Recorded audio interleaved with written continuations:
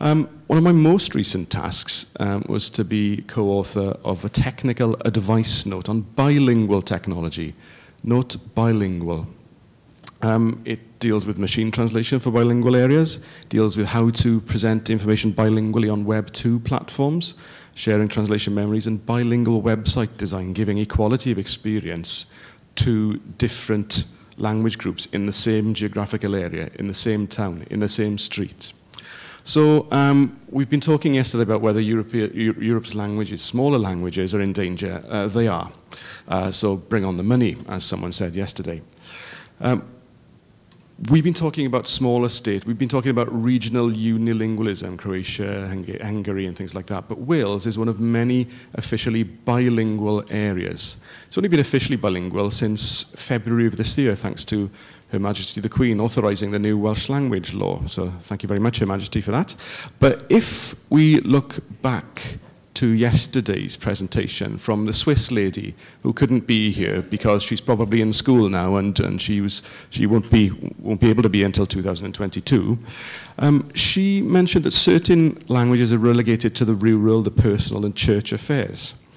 Some people believe that Welsh or Breton or historically Catalan or Basque or other languages shouldn't be used in the modern sphere. And my job is all about normalizing that. And their mentality goes back actually to Romantic nationalism and the nation state, and formed a construct called diglossia, where the same language is spoken, two languages are spoken in the same area, but they have different social functions. One language, English in my case, has high social functions, Welsh has low social functions. So my reason for being here is that I believe that language provision in Welsh or Breton or Basque or Catalan is part of social justice, and I think that technology has a lot to play. So that's why I'm here. Here's the so far. What's been done for Welsh? Which technologies have been initiated or improved? Well, we have a massively successful volunteer translation community who's translated OpenOffice, who's translated Facebook.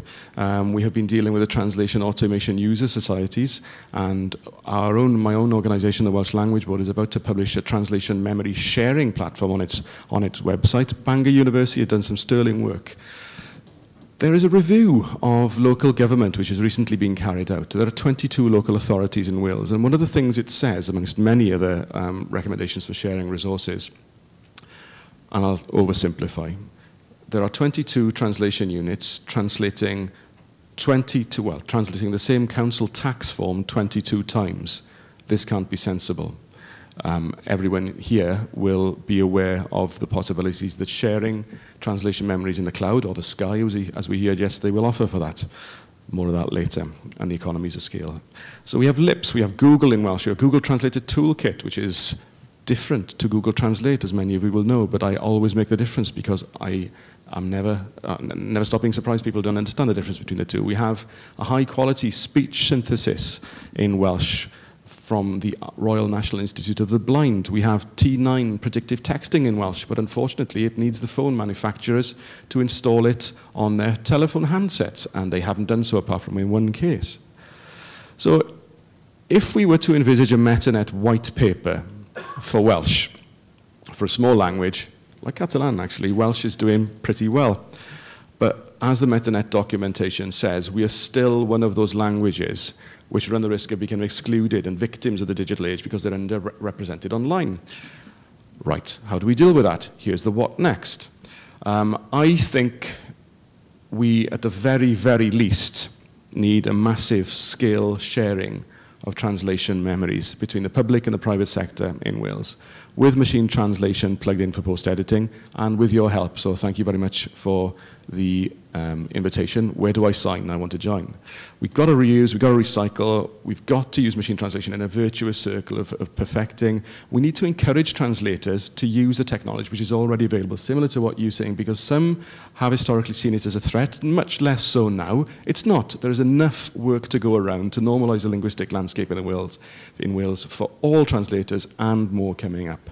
And we need to add the hybrid systems you talked about with the 3 rules-based, statistical-based, example-based machine translation, offering a synthesis via the equation whose name I can't remember, to translators to the human eye. So, Right, we also have standards and guidelines for bilingual computing. It's talking about Welsh. We've shared it with the Basque government, the Irish government, the Scottish Gaelic community, the Scottish government. If any of you are from bilingual areas and would like to use it, just tell me and we can do a global replace for your language, because so many of the principles are the same. Also, I sit, as have you done historically, on the Network for the Promotion of Linguistic Diversity, which represents very, very many of the millions upon millions, the tens of millions of minority language speakers in Europe. So from Basque to Catalans to Corsicans to Friulians and more coming. And what I would be interested in exploring with you is how we can cooperate to structure language data, to share language data, to use your platforms for all those. I think this is a wonderful opportunity for social justice, for normalization of all those language and the linguistic heritage of the world. So, well, I can't espouse a future where lawnmowers form their own Facebook group. Well, I suppose I could if they did it in Welsh, as we heard yesterday.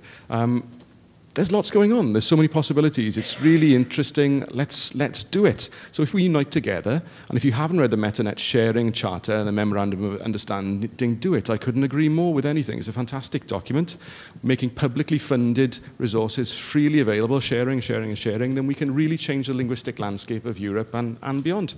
So to finish, language is much more than content. It frames the way we think. It's the cornerstone of our identity, and forums such as this have got a massive contribution to make to that. Thank you very much.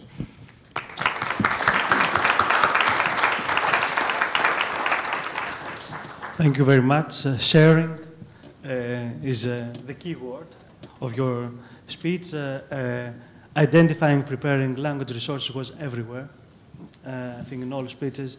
Solving the legal problems is an issue for governments, probably. Organizing, sharing, and involving volunteers is an issue for other types of organizations, but also for governments.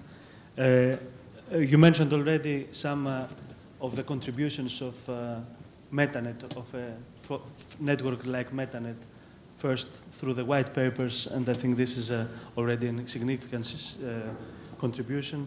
I mean, as we have run out of time, I would just mention these elements. I would like to open the floor. I would not like to ask any specific questions myself, but open the floor if there are questions in the audience, please.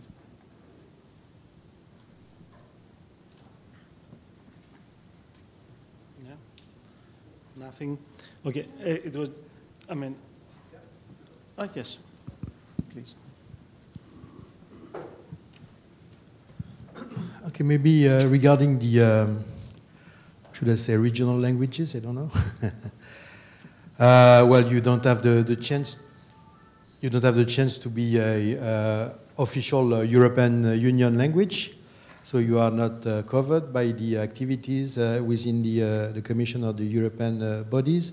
So, I mean, if there were to, if we were to invest in order to cover the necessary language technologies regarding your languages, how do you see this, the economical model? Do you think that the Commission should make an extra effort to also consider those languages, or do you think that there should be, that could be a shared effort with your regions where the languages are spoken? Do you think that the governmental bodies there could participate in the necessary effort to cover those languages? Yes, I just want to add to this, because it was one of my questions. How do you see the role of the private part, the sector as well, if there is any? Because I think that everybody... Three-part question, okay. The answer to your question is yes. I do see a role for the European Union funding institutions, and they have already funded some programs for Welsh and Irish and other language through the Interreg program, and I think I would applaud that and espouse their addition into other mainstream language funding. To our regional governments, the Generalitat de Catalonia, the Basque government, the Welsh government, have all invested. And we do, while we do need more investment, I think what we need now is is the application of the will to share the stuff that's already there and that's being created. So it's not a plea for money and drain the resources. It's a plea for, well, the infrastructure is there, all the software is there. Yes, we need more investment in speech technology. Yes, we need more investment in assistive technology for blind Welsh speakers, partially sighted. But there's a lot there that can be shared. So the answer is simply yes, and, well, share the love, basically.